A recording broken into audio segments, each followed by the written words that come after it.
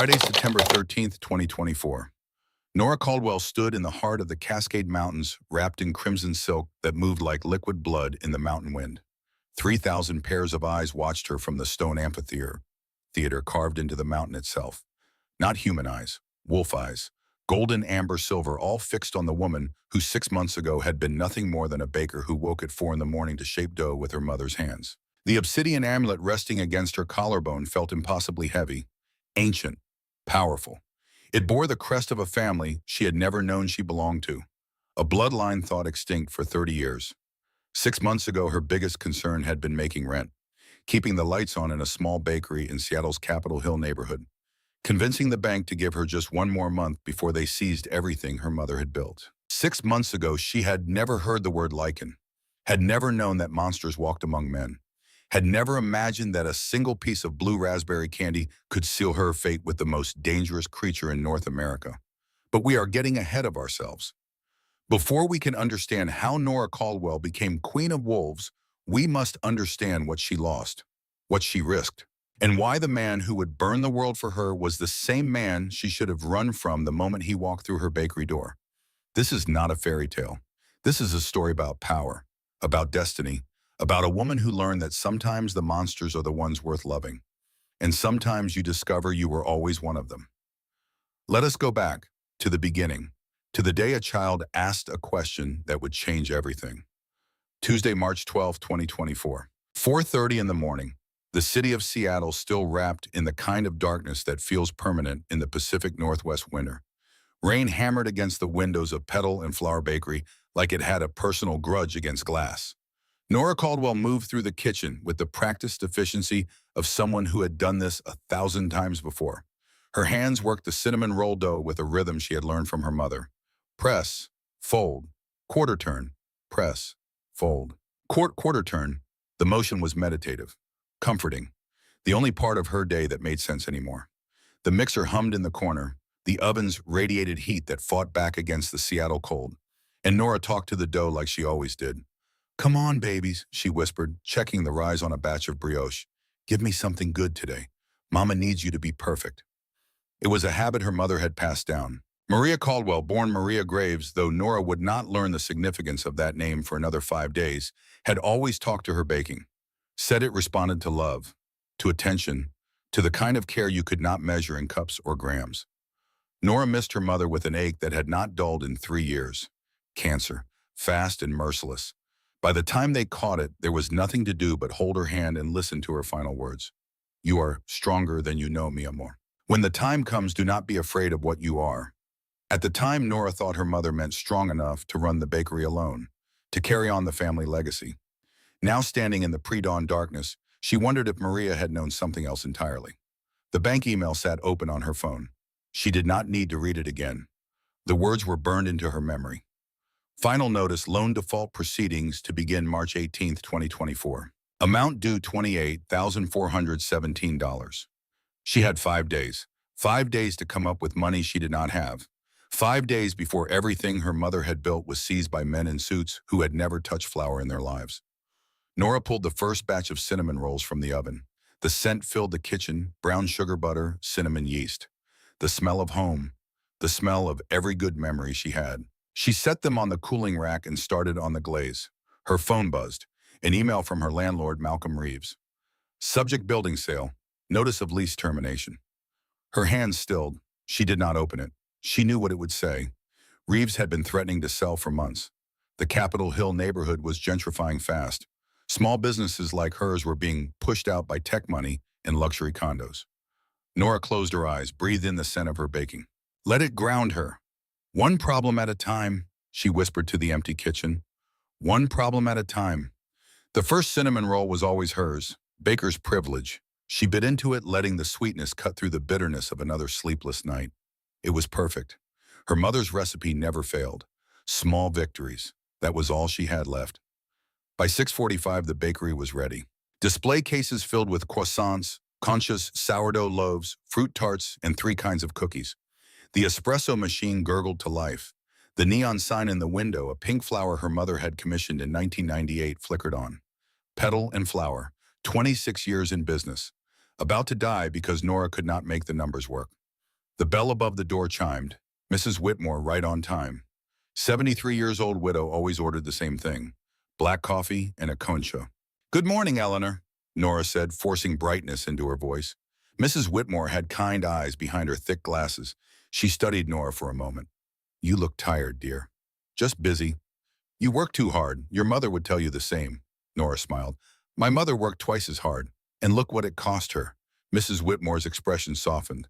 Take care of yourself, Nora. The bakery is not worth your health. She left a $20 bill for a $4 order. She always did. Nora tried to give back the change, but Eleanor was already out the door, moving with the determined speed of elderly women who refused to be fussed over. Nora stared at the 20. These small kindnesses were the only thing keeping her afloat. The regulars who tipped too much, who bought extra pastries they did not need, who loved this place almost as much as she did. It would not be enough. It was never enough. But it was something. She pocketed the 20 and returned to the kitchen. More cinnamon rolls to make, more bread to shape, more hours to fill before she had to face the reality of her situation. Through the window, she noticed the black SUV again. Same one that had been parked across the street for 3 days. Tinted windows, no movement, just sitting there like a patient predator. Seattle had its share of strange people. Nora told herself it was nothing, just someone who liked the parking spot. Nothing to worry about. She had no idea how wrong she was. The rain did not stop. It never really stopped in Seattle. By 9 in the morning, it had graduated from steady drizzle to aggressive downpour, the kind of rain that found every gap in your jacket and every hole in your shoes. Nora was glazing a fresh batch of red velvet cupcakes when the bell above the door rang with unusual violence. Not the gentle chime of a customer, the frantic jangle of someone in distress. She looked up, her hands stilled. A child stood in the doorway, 5 years old, maybe 6, soaking wet. His expensive-looking trench coat, cashmere, if Nora was any judge, was streaked with mud. His dark hair was plastered to his forehead. And his face, God, his face was streaked with tears cutting through grime. Nora was around the counter before she consciously decided to move. Maternal instinct. She had thought that part of her had died 3 years ago, along with the engagement and the future she had planned. Apparently not. Hey there, sweetheart. She kept her voice soft, non-threatening, the way you would approach a frightened animal. She knelt to his eye level. Are you lost? The boy sniffled. He clutched a small velvet pouch in his tiny hands. His eyes were the most unusual shade of gray Nora had ever seen. Not quite silver, not quite slate, the color of storm clouds rolling in from the Pacific. Too intelligent for a child, too old. He looked around the bakery with lingering panic before his gaze finally locked onto Nora. When their eyes met, something shifted in his expression. Recognition, maybe, or relief. I ran away, he confessed. His voice trembled. The big men in suits were following me. I did not like them. Alarm bells rang in Nora's head. Big men in suits, following a child. This was bad. This was call the police bad. She gently guided him away from the windows to a velvet armchair in the corner of the cafe. The one her mother used to sit in during slow afternoons, reading paperback mysteries and sipping Earl Grey. You are safe here, Nora promised. I promise. No one is going to hurt you. She handed him a napkin. What is your name? Kieran. Well, Kieran, I am Nora. How about I get you some hot chocolate and a cupcake, then we can call your mom or dad. At the mention of his parents, Kieran's face fell. The expression was heartbreaking on someone so young. No, Mom, he mumbled. Just my dad, but he is always working, and he is scary sometimes. Nora's heart cracked a little. She knew that feeling, the loneliness of a parent who was physically present but emotionally absent. She had watched her mother work herself to death trying to keep this bakery alive, had felt the sting of missed school plays and forgotten birthdays. She quickly prepared a mug of hot cocoa, extra marshmallows, and she brought over a red velvet cupcake with cream cheese frosting. Still warm from the oven, Kieran ate like he had not seen food in days, which was ridiculous given the obvious expense of his clothes. But children were strange creatures. Maybe he had been too scared to eat, too upset. As he ate, the tension drained from his small shoulders. He watched Nora as she moved around the bakery. His intelligent, pewter gaze tracked her every movement with a focus that seemed too intense for a 5-year-old, predatory almost. When he finished, he slid off the chair and marched up to the counter with sudden purpose. He reached into his coat pocket and pulled out a crinkled foil wrapper.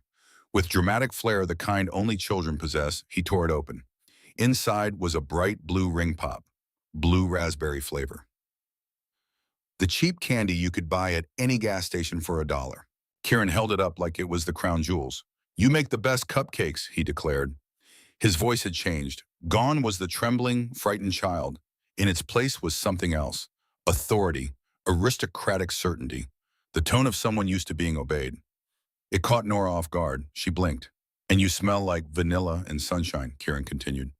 "Not like the loud ladies at my dad's parties who wear too much perfume and laugh too hard at things that are not funny." Despite everything, the stress, the debt, the fear, Nora laughed. Actually laughed. "Thank you, Kieran. That is a very high compliment." He held out the blue plastic ring. His small face was perfectly serious. "Will you marry me?" Nora's breath caught. The question was so unexpected, so earnest, that for a moment she could not respond. Then she saw his expression, the desperate hope, the loneliness underneath. This was a child looking for connection, for someone who saw him, who did not dismiss him or ignore him or treat him like an accessory. Her heart melted completely. She leaned over the counter, matching his serious expression. "Well, that is the best offer I have had all day. I would be honored, Kieran." She extended her left hand, ring finger raised. With solemn precision, the kind of focus you might see in a jeweler setting a diamond, Kieran slid the sticky blue candy onto her ring finger. It fit perfectly. Ridiculous and sweet and heartbreaking all at once. "It is a promise," Kieran whispered. "I said yes," Nora whispered back. She winked at him. "That is a pretty serious promise." Kieran's smile was the kind that could break your heart and rebuild it in the same moment. Pure joy, uncomplicated by the world's cruelty. Then the front door of the bakery did not open. It exploded. The glass did not shatter, the door was too well built for that, but it slammed inward with enough force to crack the wooden frame.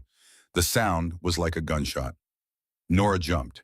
Kieran did not even flinch. The temperature in the room spiked. Not gradually, instantly, like someone had opened a furnace door. 3 massive men in immaculate dark suits filled the entryway. They were enormous, 6'4" minimum. Shoulders that barely fit through the doorframe. Faces that looked like they had been carved from granite and left out in the rain. But they were nothing compared to the man who strode in behind them. He was breathtakingly tall. 6'5", maybe more. Heavily muscled beneath a bespoke charcoal suit that probably cost more than Nora's car. His face looked like it had been carved from marble by an angry god. All sharp angles and harsh lines. A jaw clenched so tight she could see the muscle jumping. His eyes swept the room. The same shade of stormy gray as Kieran's, like thunderheads gathering on the horizon before lightning struck. And when those eyes landed on Nora, the world stopped. She felt it in her chest. Not in her mind, in her actual chest. Like someone had reached through her ribs and squeezed her heart. The air left her lungs in a rush. Her vision tunneled. Everything in the bakery, the hum of the refrigerator, the rain on the windows. The distant traffic faded to white noise. All she could hear was her own heartbeat. Thundering, desperate. All she could see was him. The man did not just look at her. He consumed her with his gaze. Devoured her. His nostrils flared slightly. His chest stopped moving. Like he had forgotten how to breathe. And his eyes. God, his eyes. For a fraction of a second so brief, Nora thought she imagined it, they flashed a brilliant, unnatural amber gold. Then it was gone. Back to slate gray. But Nora's hands were shaking. Her skin felt too hot. Too tight. What the hell was that, Kieran? The man's voice was not loud, but Nora felt it. Actually felt it. The sound vibrated in her chest like standing too close to a speaker at a concert. It resonated in her bones. Her fight-or-flight instincts started screaming. Every primitive part of her brain was telling her to run. This man was dangerous. Apex predator, dangerous. But she could not move, could not look away. "Dad," Kieran did not look scared. He looked annoyed. He crossed his small arms. "You found me." The man crossed the room in 2 impossibly fast strides. He dropped to his knees, and even kneeling, he was taller than Nora standing, and his massive hands gripped Kieran's shoulders, checking for injuries. His movements were frantic beneath a veneer of control. "Do you have any idea what you have done?" he demanded. His voice was thick with emotion that sounded dangerously close to violence. "You slipped your detail. You left the perimeter. They were suffocating me, Dominic." Kieran used his father's first name like a weapon. "And I found her." The man Dominic went very still. Slowly he lifted his head. His gaze landed on Nora for the second time. The world stopped again. Nora watched frozen as Dominic went completely rigid. His chest stopped moving. His nostrils flared, and he took a deep, desperate breath, tasting the air between them. For a moment that stretched into eternity, his eyes flashed that brilliant amber gold again. Brighter this time, unmistakable. A heavy, suffocating silence fell over the bakery. The three men at the door shifted uncomfortably. They exchanged glances that looked uncomfortably close to panic. One of them, blonde scar over his lip, military bearing, stepped forward. Alpha, he caught himself, coughed. Mr. Ashford, we should secure the area. Mr. Ashford. The name meant nothing to Nora. Should it? Dominic did not break eye contact with her. The raw, hungry intensity in his stare made her knees weak. This was not just looking. This was claiming, possessing. His gaze moved over her face like he was memorizing every detail, every freckle, every line. It felt like a physical touch, burning her skin. You. His voice dropped an octave, raspy and dark, like gravel in smoke. Who are you? Nora's mouth was dry. She had to swallow twice before she could speak. I am Nora. She wiped her flour-dusted hands on her apron, suddenly hyper-aware of her messy bun, her stained clothes, the fact that she had been up since 4 in the morning and probably looked like hell. I own the bakery. Kieran just wandered in. He was lost. I gave him hot chocolate. Dominic stood. He towered over her, radiating heat like a furnace. He stepped right up to the counter, invaded her personal space without permission or apology. He leaned in, so close Nora could smell him. Pine and ozone, wood smoke and petrichor, and something else. Something wild and indefinable that made the hair on her arms stand up. You fed him. It was not a question. It was a statement. He looked down at the empty cupcake wrapper. Then his gaze snapped to her left hand, to the blue raspberry ring pop. A low, vibrating sound emanated from his chest. Not human, animal. A growl. An actual chest-deep growl that Nora felt in her sternum. She said, "Yes, Dad," Kieran announced proudly from below. "We are getting married." Dominic's jaw ticked. He stared at the candy ring on Nora's finger for a long, heavy moment. Something flickered across his face. Possession, satisfaction, danger. The corner of his mouth twitched. Not quite a smile, a promise of something far more dangerous. "We will see about that," he murmured. His voice was dark velvet, a threat wrapped in silk. Without another word, he scooped Kieran up with one arm, turned on his heel, and strode out into the rain. The three giant men followed. One of them dropped a crisp $100 bill on the counter as he passed, for a $4 cupcake and hot chocolate. Then they were gone. The bakery door swung shut. The bell chimed weakly. Nora stood alone in the sudden silence, trembling, her heart racing, her skin flushed. The blue ring pop still on her finger. She looked down at it, sticky and ridiculous and strangely significant. What the hell just happened? Nora tried to work. She really did. But her hands would not stop shaking. Every time she touched flour, she thought about granite gray eyes flashing gold. Every time she opened the oven, she felt that impossible heat that had radiated from the man in the charcoal suit. Mr. Ashford, the blonde guard, had called him Alpha, then corrected himself, like the first word had been a mistake. Alpha. The word rattled around in Nora's head. It meant leader, pack leader. But people did not use that word for people. They used it for animals. Wolves. Stop it, she told herself. You are being ridiculous. But she could not shake the memory of his eyes changing color. Could not explain the way her body had reacted to his presence. Fight or flight on a cellular level. Prey recognizing predator. At 2 in the afternoon, she gave up. She flipped the sign to closed, something she never did on a weekday, and locked the door. Her assistant Jenna was not scheduled until Thursday. The bakery was empty. Nora pulled out her phone, typed 2 words into Google. Ashford, Seattle. The results loaded. Her breath caught. Dominic Ashford, Chief Executive Officer, Obsidian Enterprises.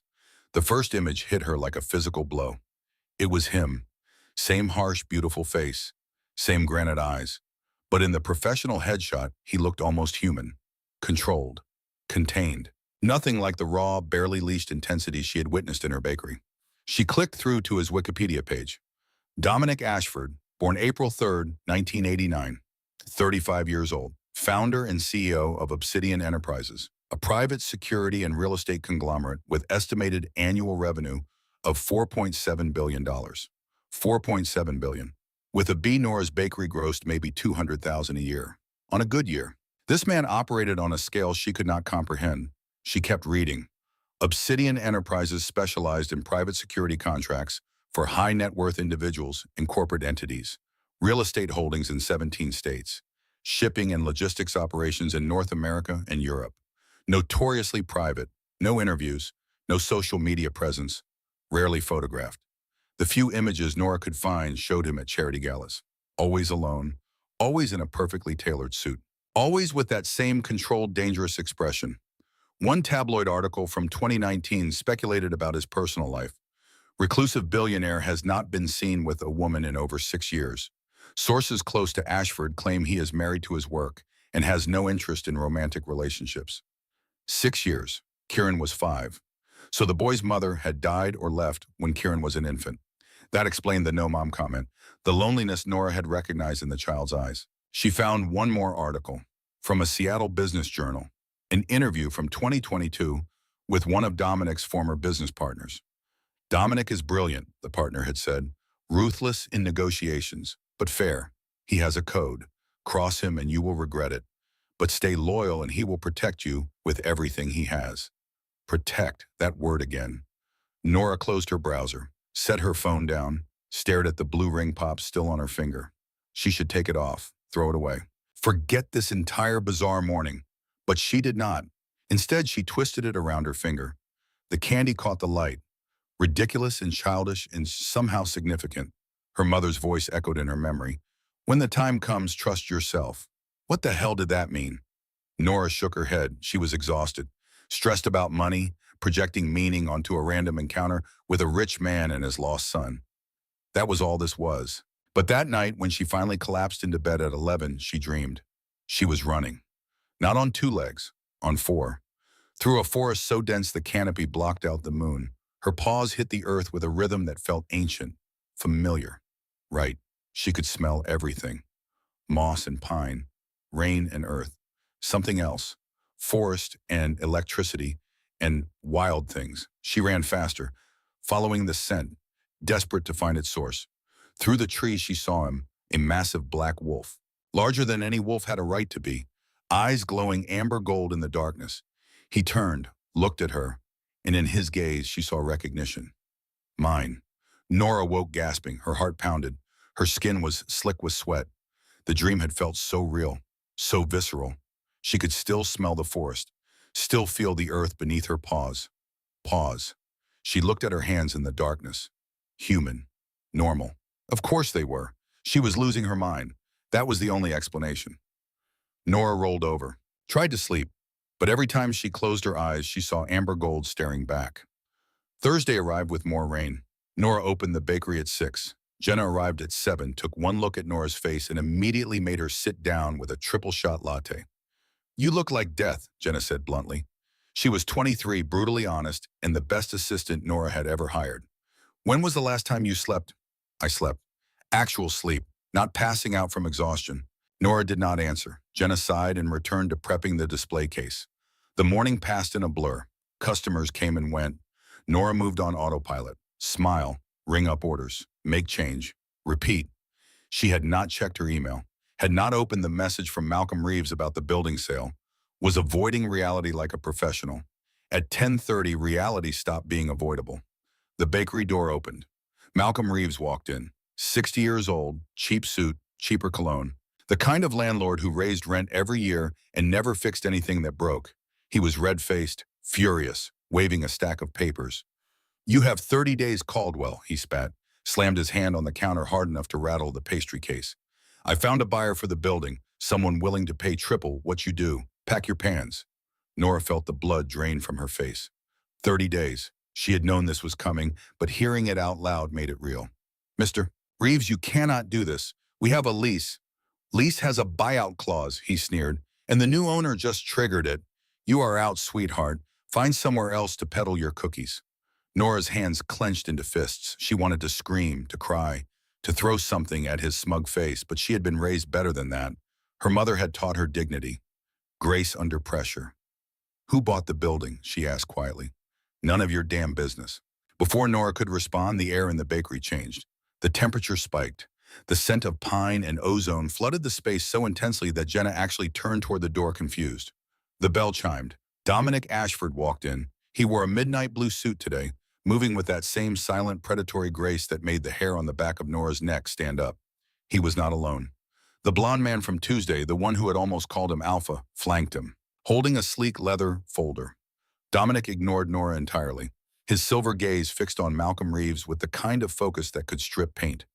"Reeves," he said softly. His voice was not loud, but it carried a lethal edge that made Jenna take an involuntary step backward. Reeves whipped around. His anger dissolved instantly into sheer panic. He started sweating, actually sweating, like his body understood the danger before his brain caught up. "Mr. Ashford," his voice cracked, "I did not expect you here. I was just informing the tenant of your acquisition." Nora's world tilted. Your acquisition. Dominic Ashford had bought her building. She stared at him. He still was not looking at her. All his attention was on Reeves. He stepped closer, did not raise a hand, did not make a threat, but the sheer force of his presence made the smaller man shrink back against the pastry case. "I bought this building," Dominic said, his voice a low, terrifying purr, "to ensure the structural integrity of my investments. I do not recall instructing you to harass the current occupants. I thought you would want the space cleared, sir, to redevelop." "Do not think on my behalf," Dominic interrupted, stepped even closer. A low rumble echoed in the bakery. Nora looked around, confused. Was that thunder number? The sky was overcast but not storming. The sound was coming from Dominic, from his chest. "Impossible." "Get out," Dominic said. "Your services as property manager are terminated, effective immediately. You will receive 2 weeks severance. If I see you on this property again, it will not be pleasant." Reeves did not need to be told twice. He scrambled out the door like a rat fleeing a sinking ship. The silence that followed was deafening. Slowly, Dominic turned to Nora. The terrifying aura vanished, replaced by that same intense burning focus that left her breathless. He looked at her left hand. The ring pop was gone. Nora had finally thrown it away yesterday, replaced by the silver thumb ring she always wore. Dominic frowned at the silver, actually frowned, like it personally offended him. He took a subtle step back. "Mr. Ashford," Nora started, found her voice. "Did you just buy my building?" "I buy many buildings, Miss Caldwell." His tone was smooth, professional, but his pewter eyes never left her face. "It is a sound investment. Furthermore, I have a business proposition for you." Nora crossed her arms, trying to build a shield against the overwhelming magnetic pull she felt toward him. It was getting worse. Every time she saw him, her body reacted. Pulse racing, kin flushing, like her cells recognized him, even if her brain did not. "I am not selling my bakery," she said firmly, "even if you are my new landlord. I do not want your bakery." Dominic stepped closer, until the toes of his polished Italian shoes touched her flour-dusted work boots. He was so close she could feel his body heat, so close she had to tilt her head back to meet his gaze. "I want you." Nora's breath hitched, her heart stopped. Started again too fast. Dominic's mouth curved, dark amusement. "As an employee," he clarified, though the smirk suggested he knew exactly what she had thought. "Kieran has refused to eat since Tuesday. He insists on your cooking. My private chef is threatening to resign, and my son is starving himself out of stubbornness. I want to hire you as his private baker and caretaker." Nora blinked, processed. "You want me to be a nanny? I am offering you $15,000 per week, plus full benefits. You will reside at my estate in the Snoqualmie Valley. In exchange, your rent here will be waived entirely for the duration of your employment. You may hire a manager to run this place in your absence, and $15,000 per week." Nora's jaw dropped. That was $60,000 a month, $720,000 a year, more money than she would make in a decade of running the bakery. It was life-changing money. It was pay off the bank loan and still have enough to expand money. It was also absolutely insane. "Why are you doing this?" she asked. Narrowed her eyes. "This does not make sense. You could hire a world-class chef, a professional nanny with credentials and references. Kieran does not want a world-class chef." Dominic leaned down. His mouth was inches from her ear. His breath was incredibly hot against her skin. Too hot. Feverish. "And what Kieran wants, he gets." He pulled back, gave her one last burning look. "My driver will pick you up Sunday at 6 p.m., pack for an extended stay." He turned and walked toward the door. Nora's mind raced. She had not said yes. She had not agreed to anything. Wait, she started. Dominic paused. Looked back over his shoulder. Your loan with Pacific Northwest Credit Union. $28,417. It will be paid in full by end of business today. Consider it a signing bonus. He knew. He knew about her debt, had probably run a background check, maybe multiple background checks. The violation should have made her angry. Instead, she felt something else, something complicated. He had eliminated her biggest problem with the same casual ease most people bought coffee. Dominic Ashford walked out into the rain. The blonde man, his assistant, his bodyguard, whatever he was followed, leaving Nora and Jenna alone in the suddenly too quiet bakery. Jenna was staring at her, eyes wide. Did that actually just happen? Nora sank into the nearest chair. Her legs would not hold her anymore. I think so. He paid off your loan. Apparently. Nora. Jenna's voice was careful. That man is either your fairy godmother or he is dangerous as hell. Maybe both. Nora looked at her hands. They were shaking again. I know. Are you going to take the job? Nora did not answer. Could not answer. Because the truth was she did not have a choice. The bank loan would be paid, yes, but that did not solve her other problems. Did not keep the lights on or pay her suppliers or give her any kind of cushion for the future. $15,000 a week was security. Was breathing room, was everything she needed. But it was also a devil's bargain with a man who made her body react in ways she did not understand. A man whose eyes changed color, who growled like an animal, who had somehow known about her debt and her desperation. A man who looked at her like she was his, like he had been waiting his entire life to find her. Nora stood, walked to the window, looked out at the rain-soaked street. The black SUV was still there. Same spot, same tinted windows, watching. Protecting, a voice whispered in the back of her mind. He has been protecting you. Nora closed her eyes, felt the weight of the decision pressing down on her. Her phone buzzed. Bank notification. Deposit received $28,417. Source Obsidian Enterprises. She stared at the screen, at the impossible number, at the proof that this was real. That Dominic Ashford had just eliminated her debt like it was nothing. What kind of man did that for a stranger? What kind of man had that kind of power? Nora thought about Kieran, about his lonely eyes and his too formal speech and the way he had proposed with a ring pop, about the desperation underneath, the need for someone to see him, to care. She thought about her mother, about Maria Graves, who had worked herself to death for this bakery. She thought about her dreams. Running on four legs through moonlit forest, amber eyes in the darkness, a sense of belonging she had never felt while awake. Nora opened her eyes, made her decision. Jenna, she said quietly, how would you feel about running this place for a while? Sunday, March 17th, 2024. 6 o'clock in the evening. The rain had finally stopped leaving. Seattle washed clean and gleaming under a sky the color of bruises. Nora stood outside her apartment building with 2 suitcases in a growing sense that she was about to make a mistake she could not undo. The black SUV pulled up exactly on time. Not the same one that had been watching the bakery. This one was newer, larger, the kind of vehicle that screamed money and power and do not ask questions. The blonde man from the bakery, the one who had almost called Dominic Alpha, stepped out. He was massive up close. 6'4", shoulders like a linebacker, but he moved with surprising grace. His left eye was pale blue. His right was slightly clouded. An old injury, maybe. Miss Caldwell. His voice was surprisingly warm. I am Barrett, Mr. Ashford's head of security. I will be driving you to the estate. Security, not assistant, not bodyguard. Head of security.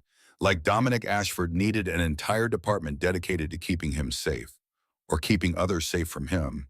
Barrett loaded her suitcases into the back with ease, opened the passenger door for her. The interior of the SUV was leather and chrome and the faint scent of pine. Dominic's scent. Even though he was not here, his presence lingered. Nora buckled in. Barrett slid into the driver's seat and pulled smoothly into traffic.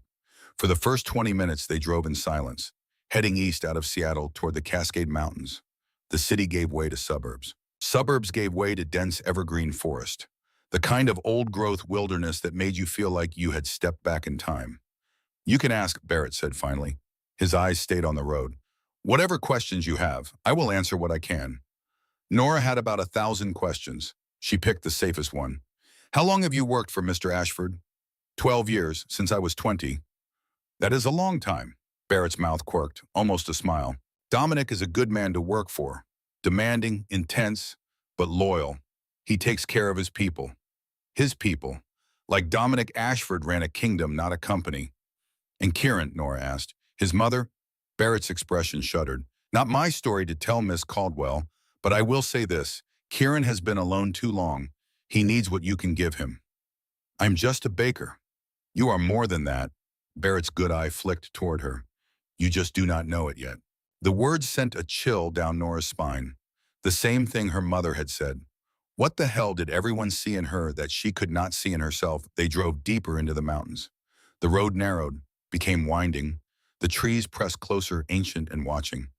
Nora had lived in Seattle her whole life, but she had never been out this far, had never seen forest this dense. We are entering the property now, Barrett said. Nora did not see a gate, did not see a sign, but the air changed, became heavier, charged with something she could not name. Then she saw them, animals moving through the trees, large animals. At first she thought they were horses. Then her brain caught up. Not horses, wolves, but wolves were not that big. Wolves did not stand 4 feet at the shoulder. Wolves did not move with that kind of coordinated intelligence like soldiers on patrol. Security dogs, Barrett said quickly, noticed her stare. Specially bred. They patrol the perimeter, very territorial. Do not wander into the woods alone at night, Miss Caldwell. They are trained to protect this place, and they do not always distinguish between threats and guests. Nora pressed her face to the window. Watched one of the massive wolves pace alongside the SUV. Its fur was silver gray. Its eyes were amber gold, just like in her dream. Her breath fogged the glass. The wolf turned its head, looked directly at her. And for a moment, just a moment, Nora could have sworn it nodded. Impossible. The forest opened into a clearing, and there it was, the Ashford estate. Nora had seen pictures of mansions, had watched enough period dramas to think she knew what wealth looked like. But nothing prepared her for this. The main house was massive, Gothic stone architecture that looked like it had been transplanted from some European castle. 3 stories of gray stone arched windows, towers with peaked roofs. Gargoyles crouched on the corners, not decorative, protective, like they were watching for threats. The driveway was circular, paved with stones that gleamed black in the fading light. Obsidian, probably. Everything here seemed to be obsidian. Barrett parked at the front entrance, came around to open Nora's door. Welcome to Thornwood Estate. Thornwood, not Ashford. Nora filed that detail away. The front doors opened before they reached them, and Kieran exploded out like a small, well-dressed rocket. You came. He sprinted across the stone driveway, threw his arms around Nora's legs with enough force to nearly knock her over. Father said you would. I knew you would, I told him. I said she promised. Nora's heart melted. She knelt down, hugged him properly. He smelled like soap and something else, something wild and clean, like wind through pine trees. I could not let my fiancée starve, could I? She teased. Ruffled his dark hair. Kieran beamed up at her. His slate-gray eyes were bright with happiness. Welcome home, Luna. There was that word again. Luna. Kieran, my name is Nora. I know. He said it so matter-of-factly, like he was explaining something obvious to a slow adult. But you are my Luna now. Father said so. Nora looked up, and there he was. Dominic Ashford stood at the top of the stone steps leading to the entrance. He had shed the business suit for something more casual. Black Henley. Dark jeans. And without the tailoring, he looked even more massive. His shoulders were impossibly broad, his chest heavily muscled. His forearms were covered in tattoos. Celtic knots and symbols Nora did not recognize. And wolves. Lots of wolves. He descended the steps with that same silent, predatory grace. His pewter gaze locked onto Nora with that same unsettling intensity. Kieran speaks out of turn, Dominic said. His voice echoed in the cavernous entryway behind him. He shot a warning glare at the boy, who just grinned back completely unafraid. He likes to assign nicknames. Come, Miss Caldwell. Let Barrett show you to your quarters. Dinner is at 8. Not a request, a command, delivered with the absolute certainty of someone who expected to be obeyed. Nora should have been annoyed, should have asserted her independence.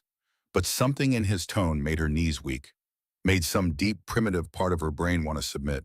She shook it off, followed Barrett into the house. Kieran grabbed her hand, held on tight. The interior of Thornwood Estate was as impressive as the exterior. Dark oak floors polished to a mirror shine, massive stone fireplaces that could fit a grown man standing upright, floor-to-ceiling windows overlooking the forest. Vaulted ceilings with exposed beams. Chandeliers made of antlers and iron. But it was not cold. Despite the Gothic architecture, there was warmth here. Thick rugs, comfortable furniture, bookshelves stuffed with well-worn paperbacks, a child's toys scattered in corners. Signs of life, of family. Barrett led her up a grand staircase to the second floor, down a hallway lined with portraits. Serious-faced men and women in old-fashioned clothes, all with the same stormy eyes. The Thornwood lineage, Barrett explained, goes back 800 years, unbroken line, 800 years. Nora stared at the portraits, felt their painted eyes following her. Her room was at the end of the hall. Barrett opened the door and Nora forgot how to breathe. It was not a bedroom, it was a suite. Sitting room with a fireplace and plush chairs. Bedroom with a 4-poster bed that could sleep 4 people.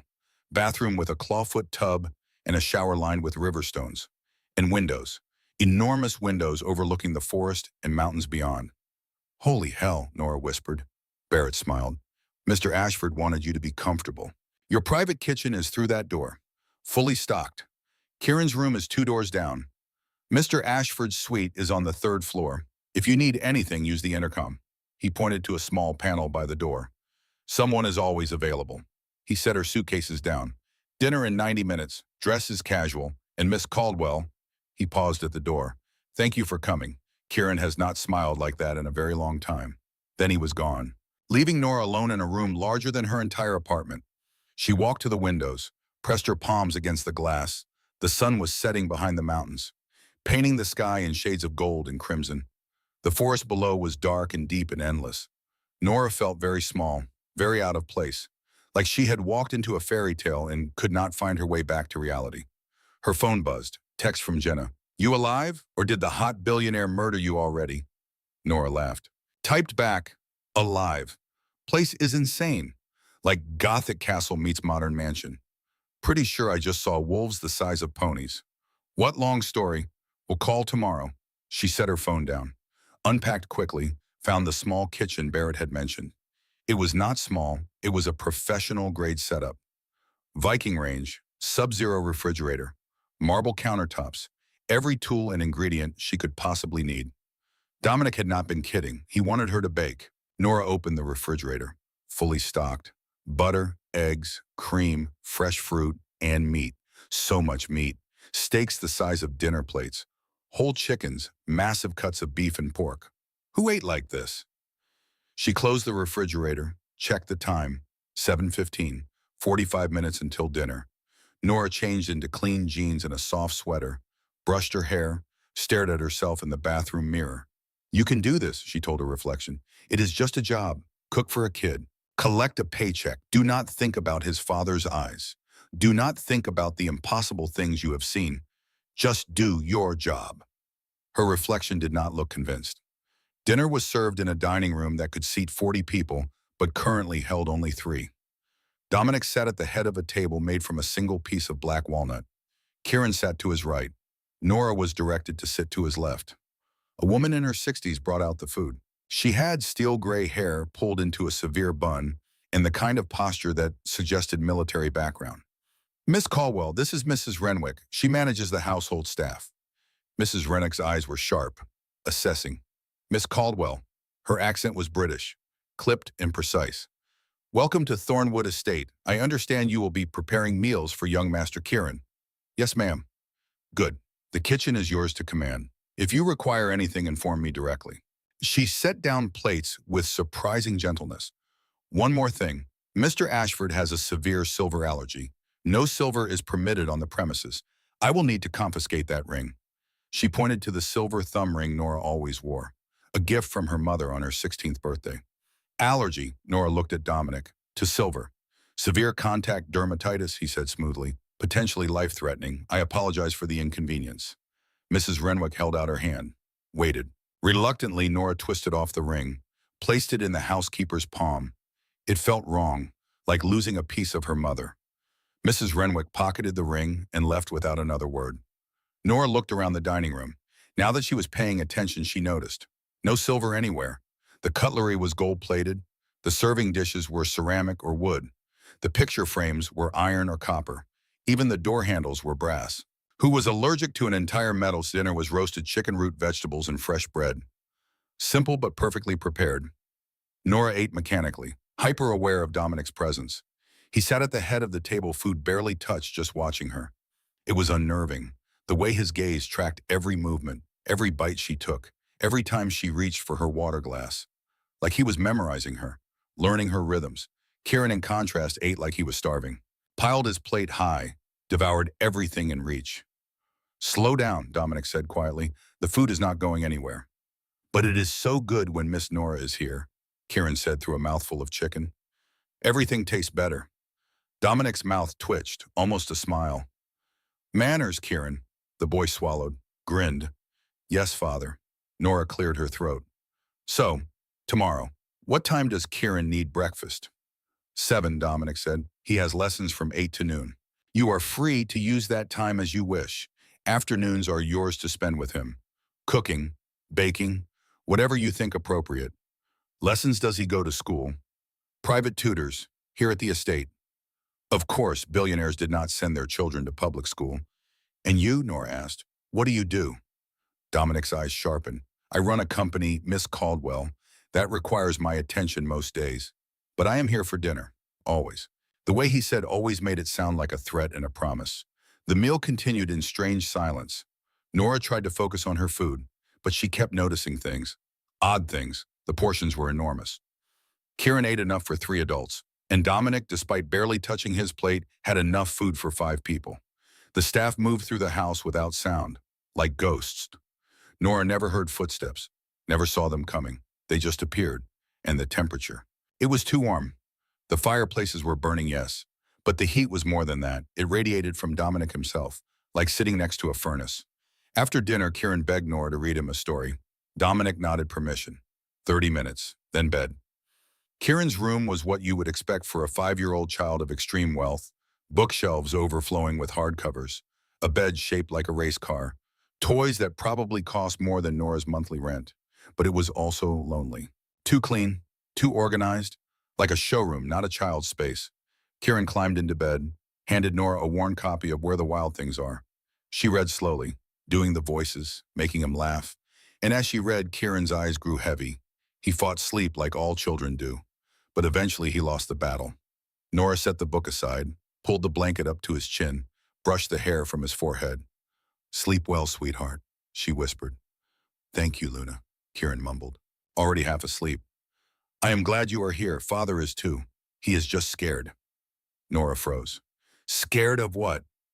But Kieran was already asleep, breathing deep and even. Nora stood, turned toward the door, and nearly collided with Dominic. He was standing in the doorway, silent as death, watching. How long had he been there? "He is asleep," Nora said quietly, stepped into the hallway. Dominic moved aside but did not give her much room. She had to squeeze past him, felt the heat of his body, the scent that seemed to be his natural state. "You are good with him," Dominic said. His voice was low, intimate. "He has not asked for bedtime stories in 2 years. He is lonely." "Yes." Dominic's jaw tightened. "I have not been the father he deserves. My work demands too much." "Then maybe you should work less." The words were out before Nora could stop them. She expected anger, but Dominic just looked at her with something that might have been respect. "Perhaps you are right, Miss Caldwell." They stood in the hallway, too close. The air between them felt charged, electric. Nora's pulse hammered. She could not look away from his eyes. "Why did you really hire me?" she asked. $15,000 a week is insane. You could hire 10 nannies for that price." Dominic stepped closer, crowded her against the wall without touching her. His hand came up, braced beside her head, caging her in. "I told you," he said, voice dropping to that dangerous register. "Kieran wants you." "And what do you want him?" His eyes flashed gold, just for a second. "You already know the answer to that." Nora's breath caught. Her skin felt too hot, too tight. Every nerve ending was screaming at her to run, or to stay. She could not tell which. "I should go to bed," she whispered. "Yes, you should." But Dominic did not move, did not give her space. They stayed like that, frozen, staring at each other. The tension so thick Nora could barely breathe. Then Dominic pushed off the wall, stepped back. "Good night, Miss Caldwell. Sleep well." He turned and walked away. disappearing up the stairs to the third floor. Nora sagged against the wall. Her legs were shaking. Her heart was trying to beat its way out of her chest. What the hell was happening to her? The days fell into a rhythm. Nora woke at 5. Old habits died hard. She baked in her private kitchen, cinnamon rolls for Kieran, sourdough for the staff, experimenting with recipes she had never had time to try at the bakery. At 7, she brought Kieran breakfast. They ate together in the sunroom overlooking the gardens. He talked about his lessons, about the books he was reading, about his dreams of having a big family someday. "Just you and your dad now?" Nora asked on the third morning. Kieran nodded. His small face was serious. "My mother died when I was born. Father does not talk about her. But I think he misses her very much." "I am sure he does. Do you miss your mother?" The question caught Nora off guard. She swallowed hard. "Every day." Kieran reached across the table, took her hand. "Then we can miss them together." Nora's eyes burned. She squeezed his hand back. "Yes, sweetheart, we can." The afternoons were hers and Kieran's. They baked together. She taught him how to knead dough, how to fold butter into croissants, how to test if bread was done by tapping the bottom. He was a quick learner, focused beyond his years, but he also laughed easily, got flour everywhere, licked the spoon when he thought she was not looking. In those moments, Nora forgot about the strangeness of this place. The 2 large wolves, the silver rule, the staff that moved like ghosts. She just enjoyed being with a child who needed her. But the nights were different. On the 4th night, Barrett joined them for dinner. He told a story about Kieran's first day of lessons, how he had corrected the math tutor on advanced calculus. Nora laughed, actually laughed. "He is 5. How does he know calculus?" "Gifted," Barrett said, grinned, "takes after his father." Dominic's expression darkened. A low sound rumbled from his chest.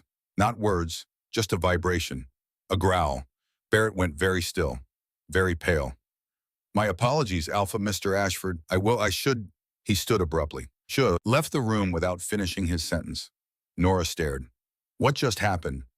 "Barrett forgot himself," Dominic said coldly. "He knows better." "Better than what?" "Making me laugh." Dominic's pupils ignited amber.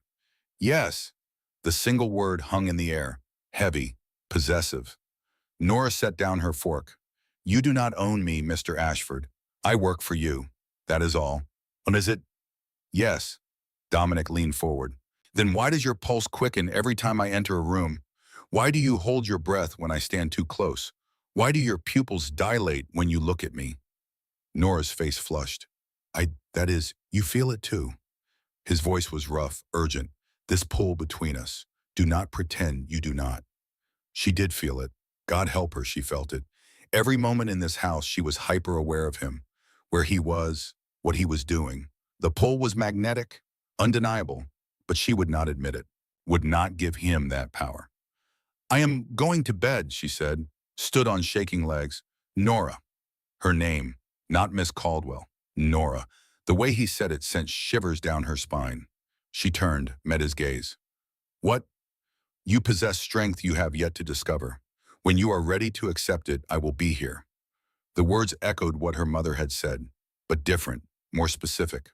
Nora fled to her room, locked the door, leaned against it, breathing hard. That night, the dreams came again, running through forest on 4 legs. The black wolf beside her. And this time when she woke, she could still smell pine and earth, could still feel the phantom sensation of paws hitting ground. She was losing her mind. That was the only explanation. On the 7th day, everything changed. Friday, March 29th, 2 weeks since Nora had arrived at Thornwood Estate. She was in her kitchen, frosting red velvet cupcakes. Kieran was at his afternoon lesson. The house was quiet. Then she heard them. Footsteps. Sharp. Precise. The click of high heels on marble. Nora looked up. A woman stood in the doorway of her kitchen. Tall, blonde, wearing a designer dress that probably cost more than Nora's car. She had sharp, aristocratic features, cheekbones that could cut glass, and eyes that gleamed with cold malice. "So," the woman drawled, looked Nora up and down like she was examining something unpleasant she had found on her shoe. "This is the human pet Dominic brought home. I must say I expected someone a bit more refined." Nora set down her spatula, wiped her hands on a towel. "Can I help you, Tantum? I am Vivian Carver." The woman said it like Nora should recognize the name, should be impressed. "Dominic's intended, and you are trespassing on Pack territory." "Pack." That word again. I think you are confused, Nora said carefully. I am Kieran's nanny. I was hired. Do not play stupid with me.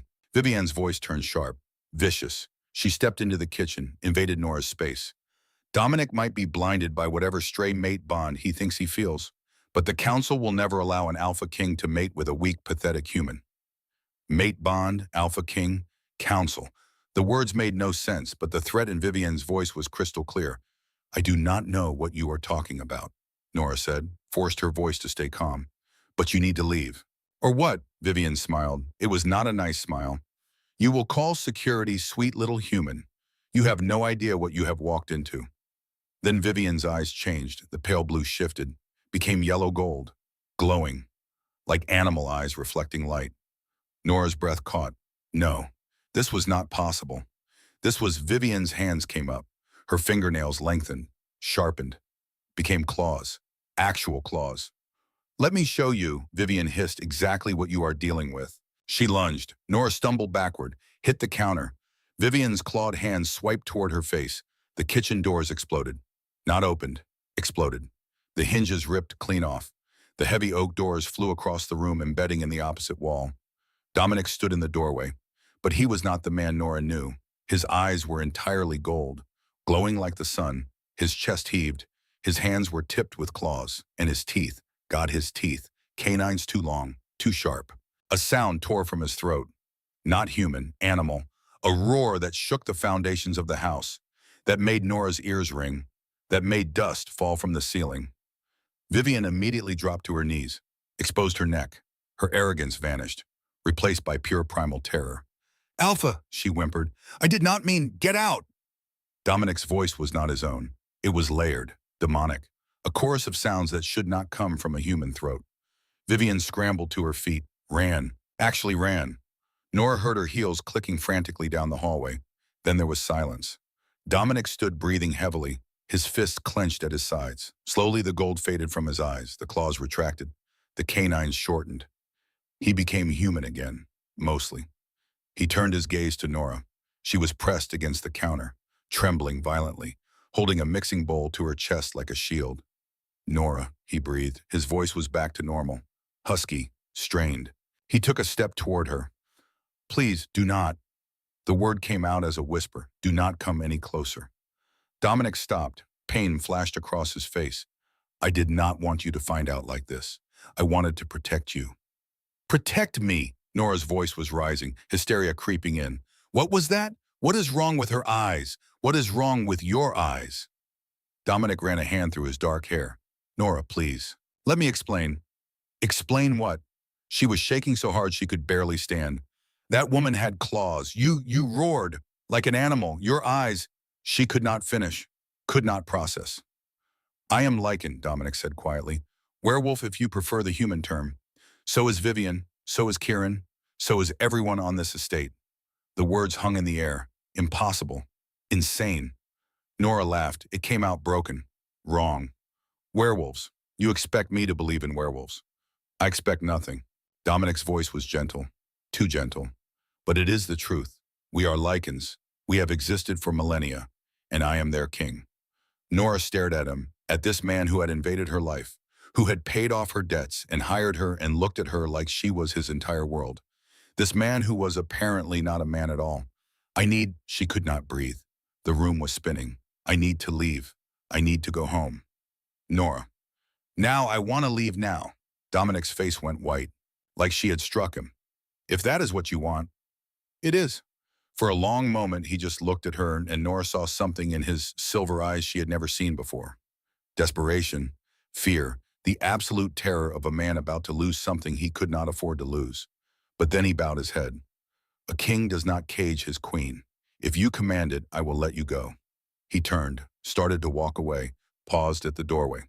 Barrett will drive you, but Nora, please, let me keep you safe, even from a distance.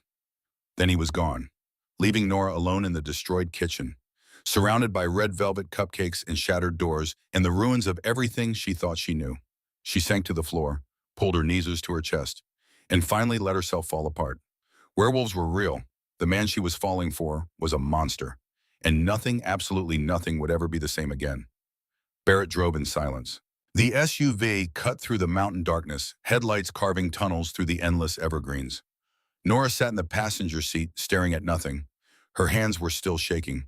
Her mind replayed the scene on an endless loop. Yellow eyes, claws, that inhuman roar that had shaken the foundation of the house. Werewolves, Lycans, monsters, real. Behind them, somewhere in that Gothic fortress, Kieran was probably crying. The thought made Nora's chest ache. She had left without saying goodbye, had fled like a coward. But what else could she do? Stay in a house full of creatures that should not exist. He will not recover from this, Barrett said quietly. His good eyes stayed on the road, but his voice was heavy, sad. Dominic, I mean. He has been searching for you for 5 years, ever since Kieran's mother died, ever since he understood what it meant to be alone. I did not ask for any of this, Nora whispered. No, you did not. But fate does not ask permission, Miss Caldwell. It simply is. They reached Seattle just after midnight. Barrett pulled up in front of her apartment building, helped her with her suitcases, handed her a card. My direct number. If you need anything at all, call. He paused. And Miss Caldwell, check your mother's things. The answers you need are probably there. They always are. Then he was gone. The SUV disappeared into the Seattle rain, leaving Nora alone on the sidewalk. Her apartment felt wrong. Too small, too quiet, too empty. She had only been gone 2 weeks, but it felt like a lifetime. Like she was a different person trying to fit into an old skin that no longer belonged to her. Nora dropped her suitcases by the door, walked to the window, looked out at the city lights, and noticed parked across the street a familiar black SUV. Barrett had said Dominic would keep her safe, even from a distance. The thought should have made her angry. Instead, she felt something else, something warm and complicated that she refused to name. She pulled the curtains closed, crawled into bed fully clothed, and did not sleep. The next 3 days were a blur. Nora threw herself into the bakery with manic energy. She was there before dawn, stayed past closing, baked things they did not need, made batch after batch of cinnamon rolls and croissants and bread until her assistant, Jenna, physically took the spatula from her hands. Nora, stop. Jenna's voice was firm. You have made 400 cupcakes. We cannot sell 400 cupcakes. What is going on? Nothing. Bullshit. You look like hell. You are working yourself to death. And you keep staring at the window like you are waiting for something. Jenna followed Nora's gaze to the black SUV parked across the street. Same one, 3 days straight. Who is that? Security. Security for what? Nora could not answer. Could not explain that the man she was falling for was apparently king of the werewolves. That she had fled his house after watching a woman sprout claws. That despite everything, the impossibility, the fear, the absolute insanity, she missed him, missed Kieran, missed the weight of Dominic's gaze, missed feeling like she belonged somewhere. I need to go upstairs, Nora said. Can you close up? Jenna studied her for a long moment, then nodded. Yeah, I got it. But Nora, whatever you are running from, you cannot run forever. Nora climbed the stairs to her apartment, stood in the middle of the living room. Barrett's words echoed in her mind. Check your mother's things. The answers you need are probably there. She had kept everything after her mother died, could not bear to throw any of it away. Her mother's clothes still hung in the closet. Her books still filled the shelves. Her recipe collection still sat in a box in the corner. Nora pulled out the box, sat cross-legged on the floor, started going through the recipes written in her mother's careful handwriting. Conchas, empanadas, tres leches cake, each one a memory, a moment shared. Then at the bottom of the box something else, a small wooden chest, carved with symbols Nora did not recognize. Wolves and moons and intricate knotwork. Her hands trembled as she opened it. Inside was a letter, yellowed with age. The handwriting was her mother's but younger. Shakier, my darling Nora, if you are reading this, the truth has found you. I prayed it would not. Prayed you could live a normal life free from the burden of what you are. But bloodlines do not lie dormant forever. Eventually they wake. Your father was Arthur Graves, alpha of the Northern Waste Pack. I loved him more than life itself. We met in secret, a human and a Lycan, forbidden by the old laws. When I became pregnant with you, his pack discovered our relationship. The Carver family rivals who wanted his territory used our love as an excuse to attack. They slaughtered everyone, burned the compound. Your father died protecting me. Protecting you, I fled, hid, changed my name from Graves to Caldwell, built a life here in Seattle where no one would look for the widow of a dead alpha. I gave you a human childhood. human dreams. But you are not fully human, mi amor. You are dormant. Lycan blood runs in your veins, but it sleeps. It may wake, it may not. There is no way to know. If it does wake, do not be afraid. You are not a monster. You are powerful. You are royal. You are the last of the Graves line. And if a man with storm gray eyes ever finds you, if he looks at you like you are his entire world, do not run from him. The mate bond is sacred, rare. It means you are meant for each other across lifetimes. I ran from my bond after your father died. I regret it every day. Do not make my mistake. I love you. I have always loved you. And I am so proud of the woman you have become. Mama Nora read the letter 3 times, her hands shaking, her eyes burning. Everything clicked into place. The dreams, the way her body reacted to Dominic, the strange pull she felt toward Thornwood Estate. She was not human, not fully. She was dormant Lycan, daughter of an alpha, and Dominic was her mate. Her phone rang, unknown number, but somehow she knew. Hello, Miss Caldwell. Barrett's voice was tight, urgent. Get to the bakery. Now, they are coming for you. What, who? The sound of gunshots echoed through the phone. Then the line went dead. Nora grabbed her keys, ran. The bakery was 2 blocks away. Nora sprinted through the rain-slicked streets. Her heart pounded. Her breath came in gasps.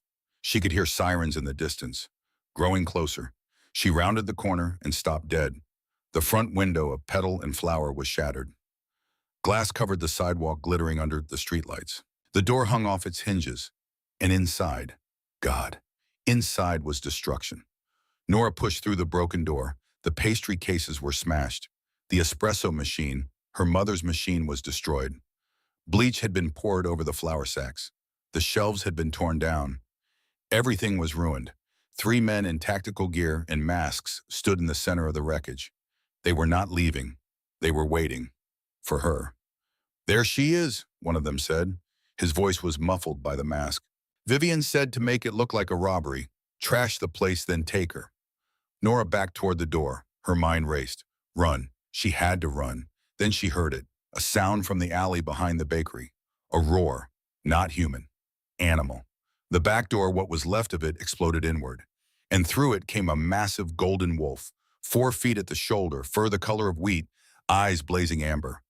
Barrett. One of the mercenaries spun, raising a gun, fired 3 times. The silenced shots were almost quiet. All 3 bullets hit Barrett. Shoulder, flank, leg.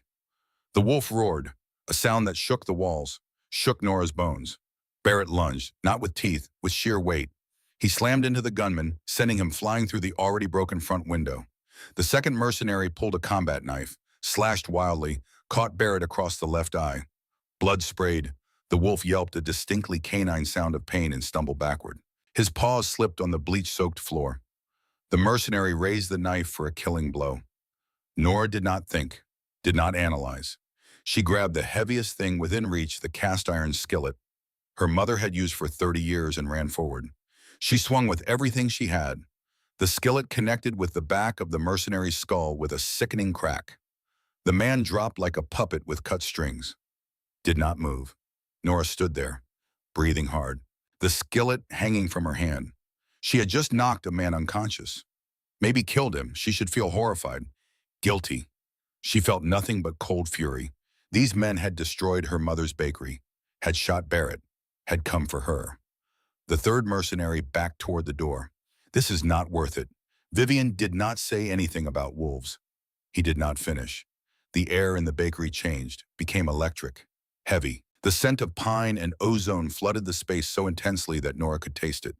Dominic stood into the doorway, still in human form, but barely. His eyes were molten gold, his hands tipped with claws, his canines extended past his lower lip, and the aura radiating from him was pure, concentrated violence. He looked at the ruined bakery, at the bleeding Barrett, at Nora holding a bloody skillet flower in her hair. His gaze moved to the conscious mercenary. Who sent you?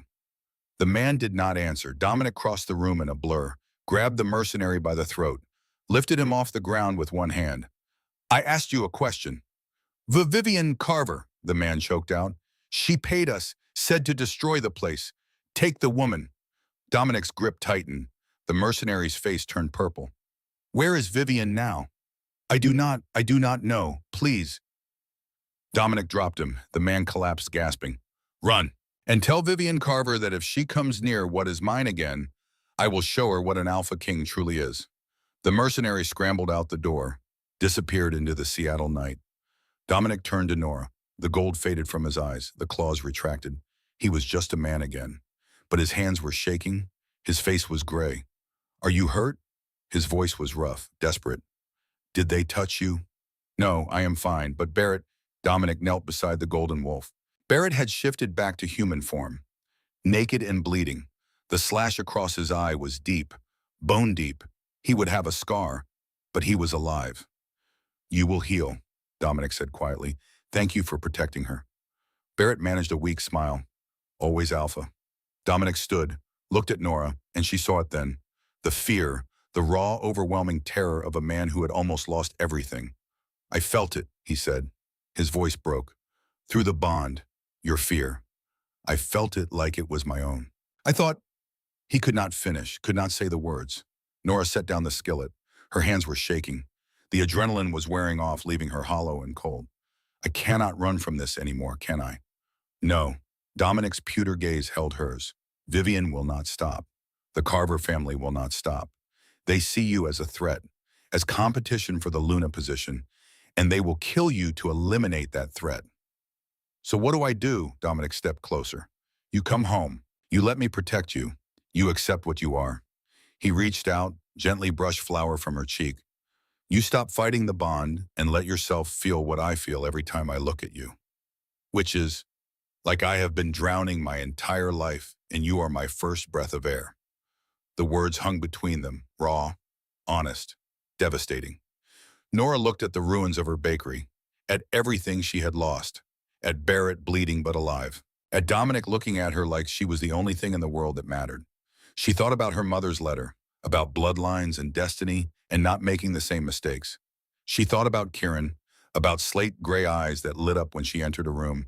She thought about belonging, about Pack, about home. Okay, she whispered. Okay, I will come back. But Dominic, this time I am not running. This time I fight. His smile was fierce, proud. Good, because I have a wedding to plan, and Vivian is definitely not invited. When they arrived at Thornwood Estate an hour later, Barrett had been taken to the Pack's medical facility. Nora stepped out of the SUV, exhausted and covered in flour and bleach stains. The front doors burst open. Kieran stood there in his pajamas, face streaked with tears. For a moment, he just stared at her, like he was afraid she was a ghost, a dream. Then he ran. Luna, his small voice cracked. You came back. I thought you left forever. Nora dropped to her knees on the gravel driveway, caught him as he threw himself into her arms. She held him tight, feeling him shake with sobs. I am so sorry, sweetheart. I was scared. But I am here now. I am not leaving again. Kieran pulled back just enough to look at her. His eyes were red, his nose running. Promise. Nora held up her hand. The blue ring pop was long gone, but the memory remained. You proposed to me, remember I said yes. That is forever. Forever, Kieran whispered. He buried his face in her shoulder again. Dominic stood in the doorway behind them, silent. When Nora looked up, his pewter eyes were wet. The mighty Alpha King brought to his knees by the sight of his family reunited. He did not say anything. Did not need to. The expression on his face said everything. The next 6 months passed in a blur of revelation and transformation. Nora moved back to Thornwood Estate, not as an employee, as family, as Dominic's intended mate. The word still felt strange on her tongue, but with each passing day, it felt more right. Dominic told her everything, about Lycan history, about the pack structure, about the council of elders who govern their kind, about the blood moon ceremony that would take place on September 13th, the night when by ancient law, an Alpha King must claim his Luna. The council wanted Vivian, a political alliance, a merger of territories. Dominic wanted Nora, his fated mate, his queen. The council did not care about fate. They cared about power. Barrett recovered. The slash across his eye left a rugged scar, but his vision returned. He became Nora's shadow, her protector, her friend. He taught her about pack dynamics, about the wolves who patrolled the estate, about the difference between Lycans and the Hollywood version. We are not cursed, he explained one afternoon as they walked the forest trails. We do not turn on full moons. We are born this way.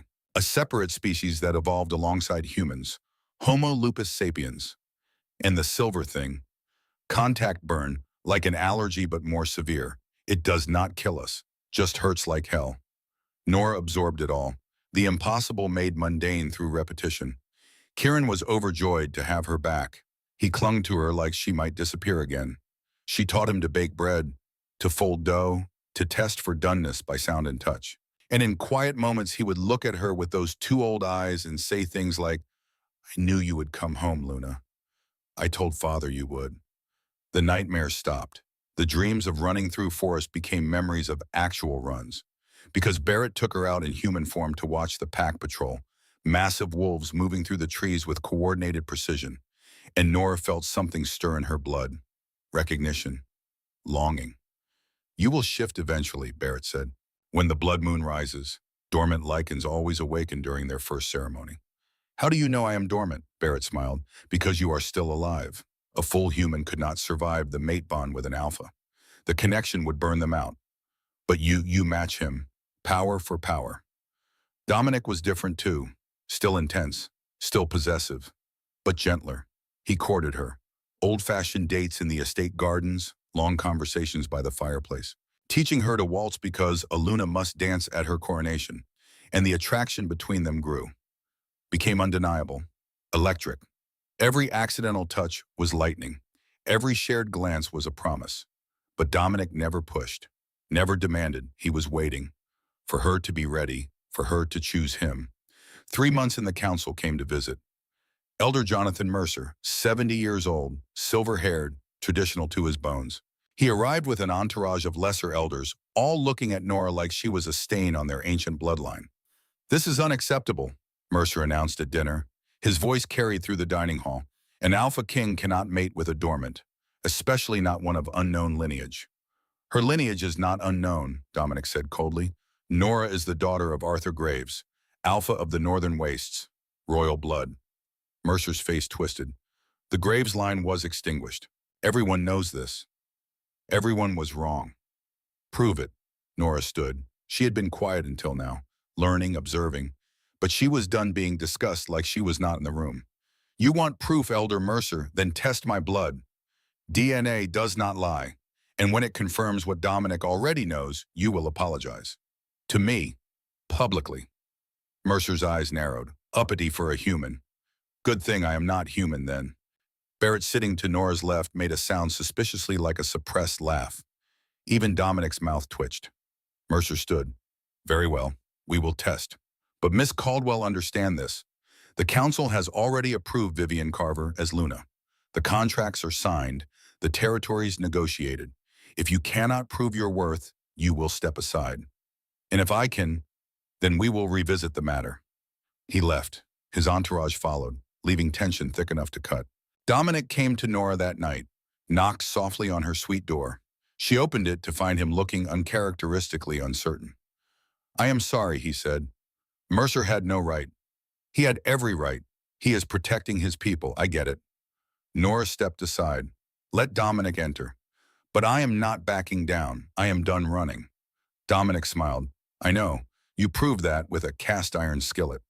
They sat by her fireplace, talking until dawn, about her mother. About his late wife Kieran's mother, who had died in childbirth, taking Dominic's hope for a family with her. About loneliness and loss, and finding each other against all odds. And when the sun rose, Dominic kissed her. Just once. Soft and reverent. A promise of what would come. 4 months and the DNA results arrived. Delivered by courier, sealed with the council's official stamp. Dominic opened it in front of Mercer and the assembled elders. Read the contents aloud. "Genetic markers confirm Northern Waste lineage. Paternal match to Arthur Graves' deceased alpha with 99.7% certainty. Classification dormant, royal Lycan." Mercer's face went white, then red. This changes nothing. She is still untested. Unproven." "She is my mate," Dominic said quietly, dangerously. "And she will be my Luna. The blood moon ceremony is in 2 months. I suggest you prepare."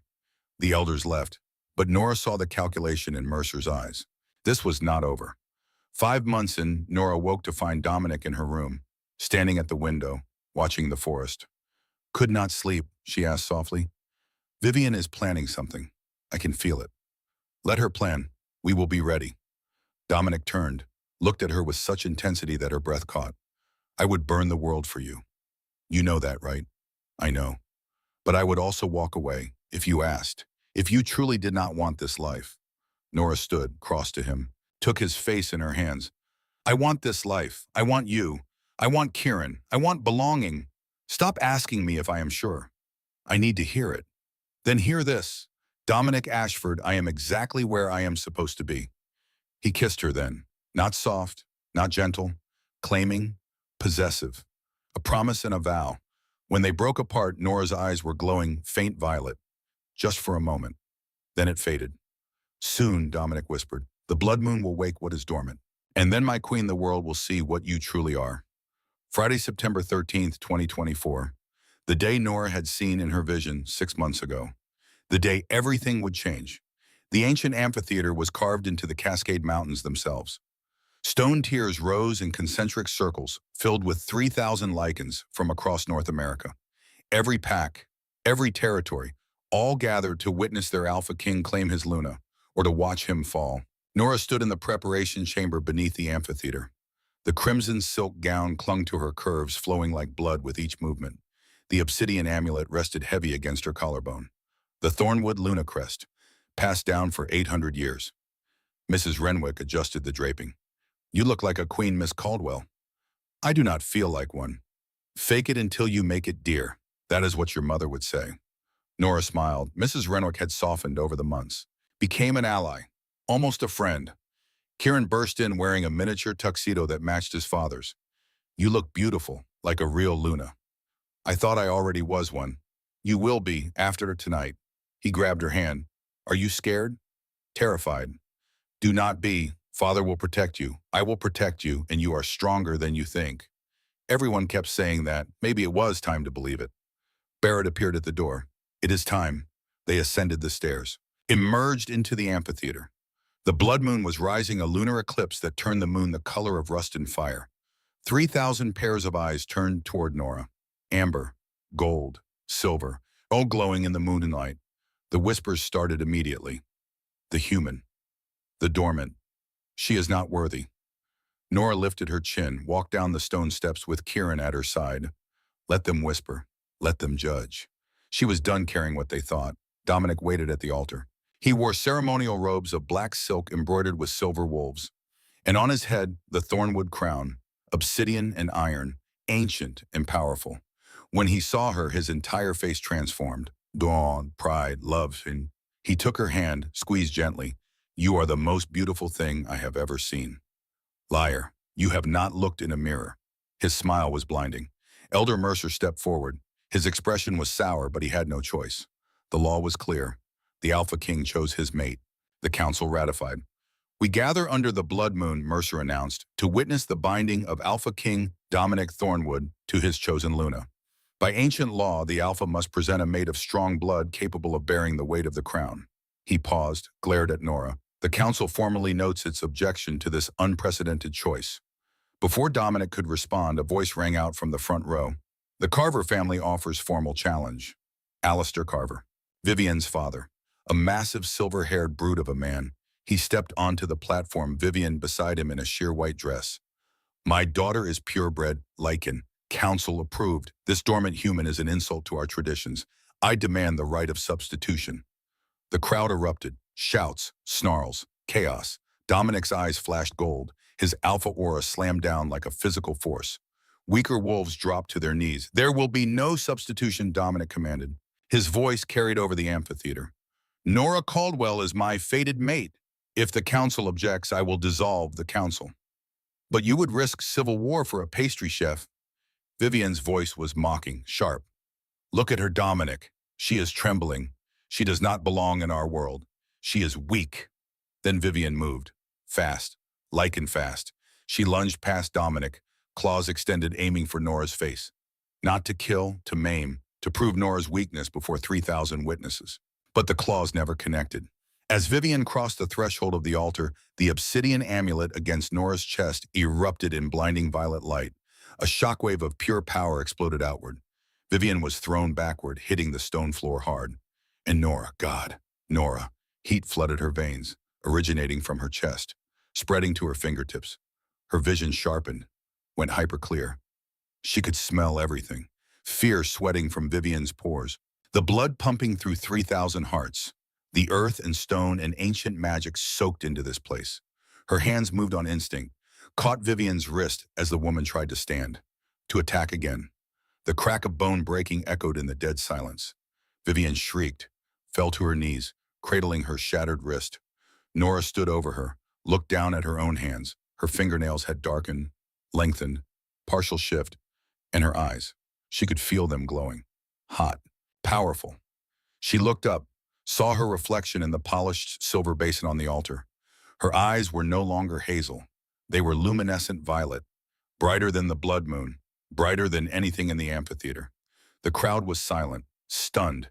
Then Barrett from the front row dropped to one knee. "A dormant royal," he said, loud enough for everyone to hear. "The Graves' bloodline lives." One by one, wolves began to kneel, first dozens, then hundreds, until 3,000 Lycans were on their knees before Nora Caldwell, all except Dominic. He stood beside her, radiating pure, unfiltered pride. "The Northern Waste bloodline," he announced to the crowd. "Nora is not just Lycan, she is royalty. She outranks every elder on this platform." Mercer looked like he might be sick, but he knelt, had no choice. Alistair Carver tried to back away. Dominic's voice stopped him cold. "Alistair Carver, you hired human mercenaries to attack my mate, to destroy her property, to assassinate a member of my pack." He pulled documents from his robes, threw them at Alistair's feet. Bank records, communications, witness testimony, treason. The crowd's mood shifted. Snarls replaced whispers. To hire humans to kill Lycans was the ultimate betrayal. Mercer stood. His voice shook, but his judgment was clear. "Alistair and Vivian Carver, you are stripped of rank. Your assets are forfeit. You are banished to the rogue territories. Effective immediately." Guards seized them both. Vivian was crying. Alistair was shouting threats. But they were dragged away, into exile, into nothing. The amphitheater fell silent again. Mercer turned to Nora, bowed stiffly. "Does the Luna accept the crown?" Nora looked at Kieran. His ash-gray eyes were shining with tears, happy tears. She looked at Barrett, still kneeling, scarred and loyal. She looked at the 3,000 wolves who had doubted her, who now knelt in respect.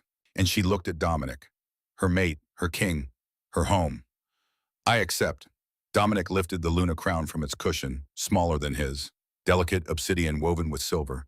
He placed it on her head with shaking hands. Then he kissed her. Under the blood moon, before 3,000 witnesses, acclaiming a vow forever. The crowd erupted. Howls filled the amphitheater. Celebration, acceptance, pack. When they broke apart, Nora was crying, happy, overwhelmed tears. "Welcome home, my queen," Dominic whispered against her lips. And for the first time in her life, Nora Caldwell felt like she was exactly where she belonged. 2 months after the Blood Moon ceremony, November 2024, Nora woke at 3 a.m. to pain unlike anything she had ever known. Not sharp, not burning, deep, structural, like her skeleton was trying to tear itself apart from the inside.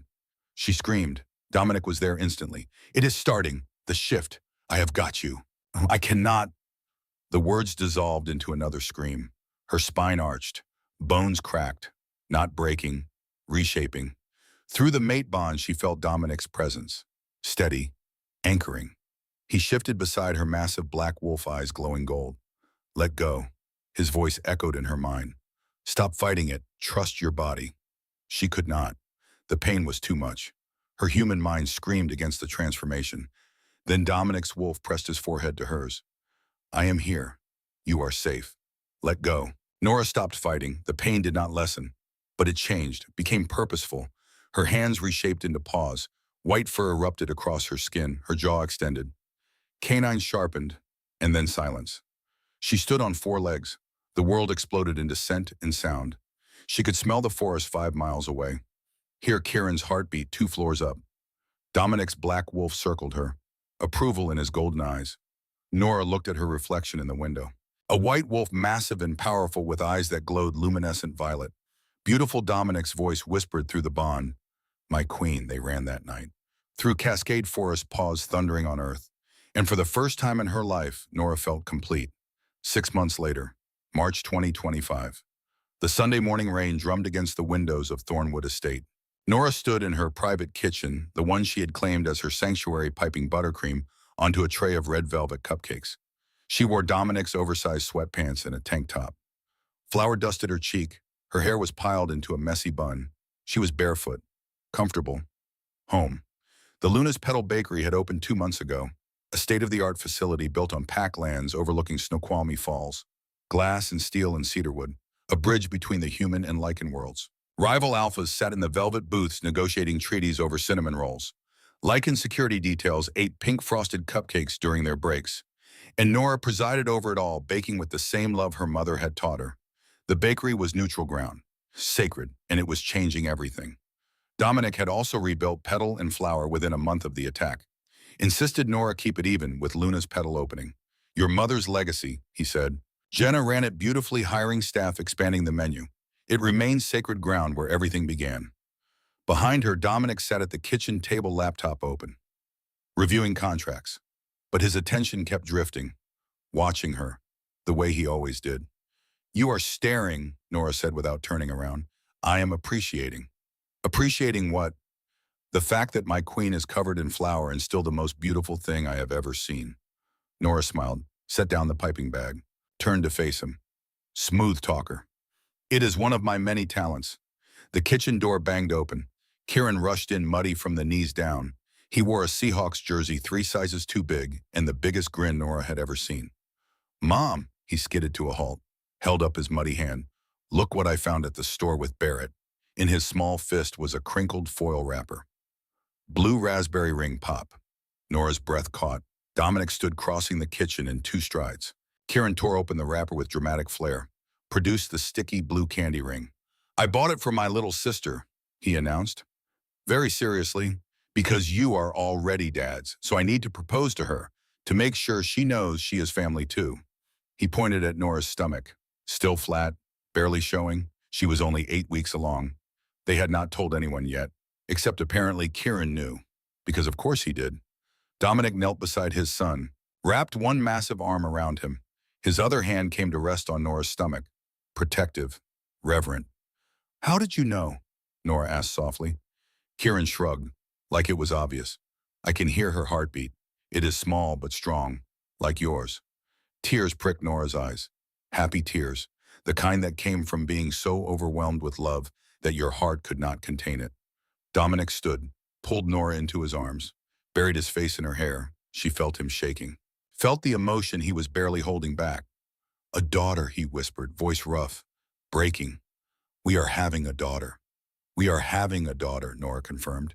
Kieran hugged both of them. The 3 of them stood there in the kitchen, wrapped around each other. Pack, family, home. Outside, the rain continued. The forest watched. The mountains stood guard. And somewhere in the distance, wolves howled, celebrating their Luna, their queen, their future. Nora looked at the blue ring pop in Kieran's hand, at the obsidian crown on the mantle, at the life she had built from impossible choices and dangerous men and a single sticky piece of candy. She had come to Seattle to bake bread and survive, to honor her mother's legacy, to make something of herself. She had found so much more. A kingdom, a wolf, a crown, a son, a daughter on the way. But mostly she had found herself, the dormant power that had always been there waiting.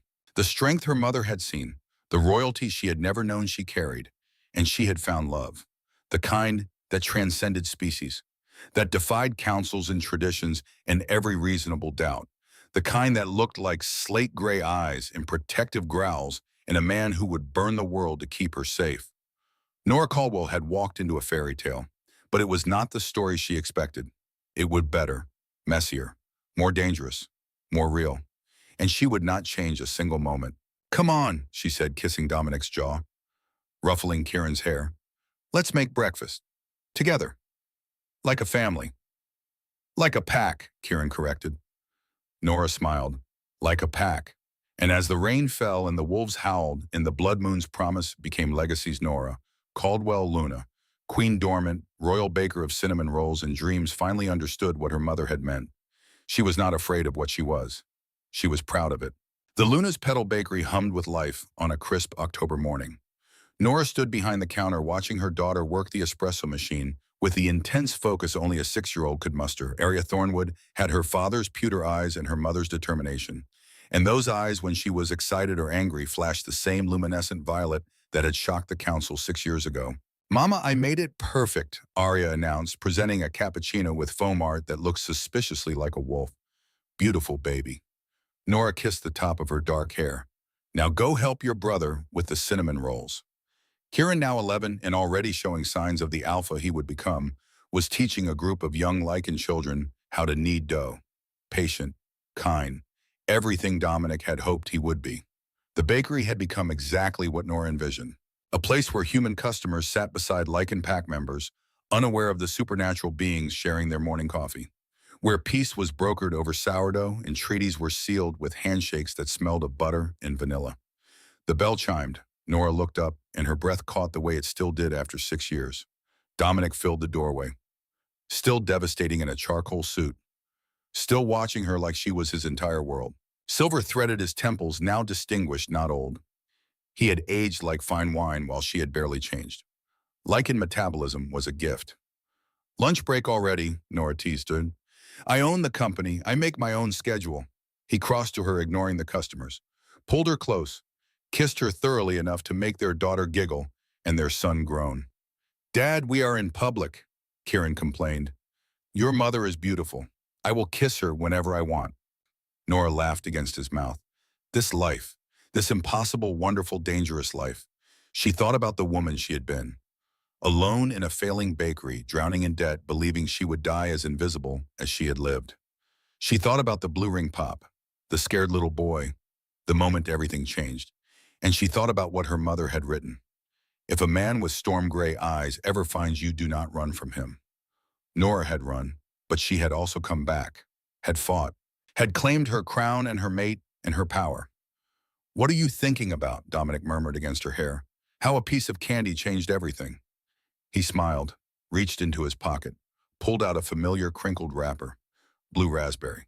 Kieran is not the only one who believes in tradition. He unwrapped it, slid the sticky ring onto her finger beside her wedding band, white gold engraved with Celtic wolves and Luna crest. "In case you forgot your first proposal." "I could never forget." "Good, because I would propose every day for the rest of our lives if you asked." Nora looked at her family. Kieran teaching, Arya creating, Dominic holding her like she was precious, Barrett watching from the corner, scarred and loyal as ever, Mrs. Renwick bringing fresh pastries from the kitchen. This was her pack, her kingdom, her legacy. Not bad for a baker from Capitol Hill. "I love you," she whispered. "I know," Dominic whispered back. "I have known since the moment you said yes to a 5-year-old's ring pop proposal. I knew you were mine." "Ours," Nora corrected, looked at their children. "We are all each other's." "Forever," Kieran added, appearing beside them with flour on his nose. "Forever and ever," Arya agreed, hugging Nora's legs. The four of them stood together in the bakery that had become a symbol of everything they had built. Human and Lycan, royal and commoner, past and future. And above the door, barely visible unless you knew to look, was a small carved wolf. Watching, protecting, reminding everyone who entered that this place was sacred. That some promises made with candy rings were meant to last lifetimes. That monsters were not always the villains. And that sometimes the best fairy tales started with a single question. "Will you marry me?" Nora had said yes once to a lonely child in a muddy coat. She would say yes 1,000 times more.